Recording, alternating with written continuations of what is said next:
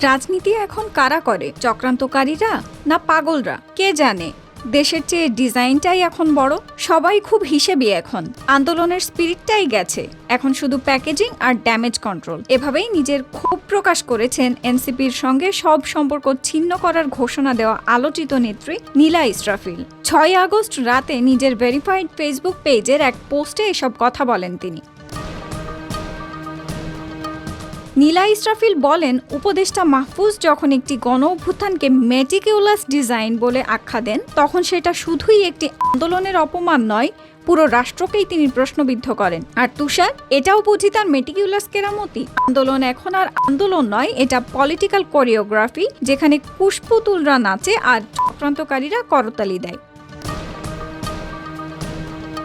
এর আগে এক ফেসবুক পোস্টে এনসিপির সঙ্গে সব সম্পর্ক ছিন্ন করার ঘোষণা দিয়েছিলেন আলোচিত নেত্রী নীলা ইসরাফিল। এনসিপি নেতা তুষারের বিরুদ্ধে হেনস্থার অভিযোগ তুলে তিনি বলেছিলেন, আমি নৈতিকতা বেছে নিচ্ছি, দুর্বৃত্ত রাজনীতি নয়। এনসিপি একটি রাজনৈতিক দল যেখানে অপরাধীর বিচার হয় না, যেখানে একজন নারীকে হেনস্থার পরও অপরাধীর পক্ষে নীরবতা পালন করা হয়। সেই জায়গায় আমি এক মুহূর্তও থাকতে পারি না।